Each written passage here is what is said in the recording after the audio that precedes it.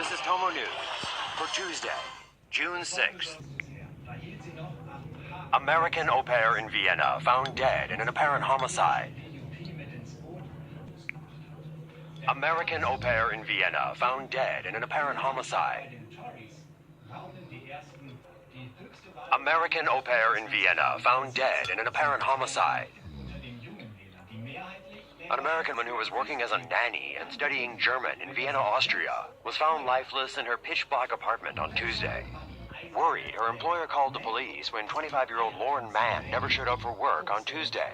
When Austrian police and firefighters forced open Lauren Mann's studio apartment door on Tuesday evening, all of the light bulbs in Mann's apartment had burned out and had to be replaced before a forensics team could examine the scene. Mann was found dead in the apartment, her half-dressed body lying face down on a mattress. An autopsy showed that Mann had no external injuries, but a considerable amount of blood found near Mann's head suggests she suffered internal injuries. The cause of Mann's death is still under investigation, and her death is currently being treated as a homicide.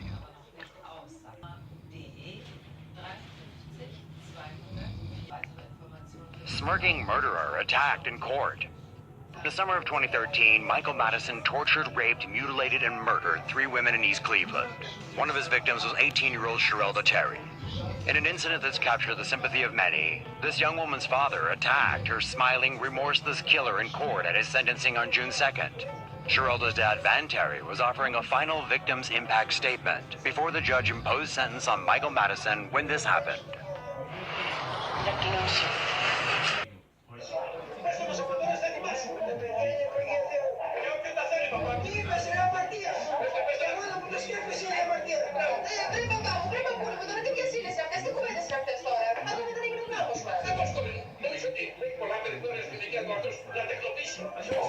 Ohio prosecutors are still deciding whether or not to charge him with a crime.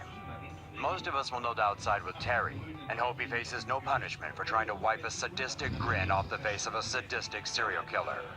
The only good news? Killer Michael Madison may not be grinning at anyone or anything for that much longer. He was sentenced to death by Judge Nancy R. McDonald, the first death sentence she's imposed in over 20 years on the bench. Is there anybody out there who does think Van Terry deserves to get charged for his outburst? If so, tell us why in the comments. Featherless bird gains fame with sweater game, becomes fashionista. A new style icon has emerged, and her name is Hobby. Sweaters are her game, sock sweaters to be exact. But all was not always well for this parrot who arrived at the Tallgrass Parrot Sanctuary in Kansas last September. As a result of extreme anxiety, Hobby suffers from overpreening, a condition in which birds pluck out all their feathers. When she arrived at the sanctuary, the poor bird was said to have smelled like stale cigarette butts and rotted garbage. The sanctuary rehabilitates more than 30 parrots of all sizes, among other animals suffering from all kinds of conditions. It was renamed by the sanctuary because the staff feels that no living being should be somebody's hobby.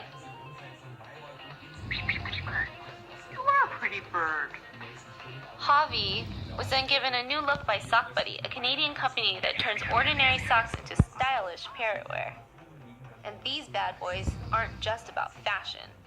Sock Buddy sweaters help regulate body temperatures for overpreened parrots, helping to prevent poor feather growth and weight loss.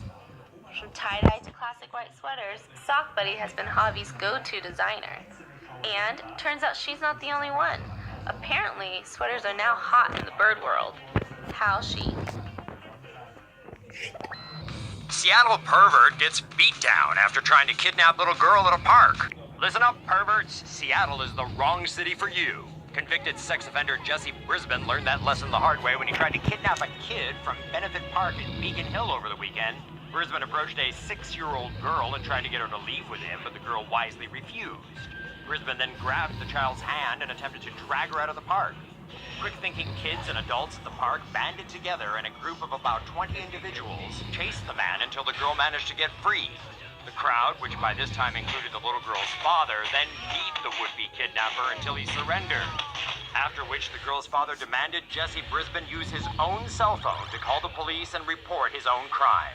Jesse Brisbane was arrested for suspected kidnapping. His criminal record includes arrests for indecent exposure, kidnapping, criminal sexual activity, and endangering the welfare of a child. Hopefully this time they'll lock him up and throw away the key. Here's some more proof that no good deed goes unpunished. In 2009, a Kansas man helped a lesbian couple who wanted to be parents. William Marotta gave them a gift, the seed of life, an act of kindness he sadly come to regret. The couple had posted a Craigslist ad and Marotta responded. He charged nothing and even delivered the specimen to their home. They signed a paper agreeing to their terms. And after a baby girl was born, her moms were thrilled. William thought that was that because, as he keeps saying, I'm the sperm donor, not the father. Makes sense, right? The state of Kansas, however, has spent years hounding Marotta for child support, going so far as ordering a DNA test to prove he's the dad. Why are they doing this? Sperm donation in Kansas is legal, but here's the rub. The couple inseminated at home, illegal in Kansas. So the state says Marotta's the real father, and he's got to pay up.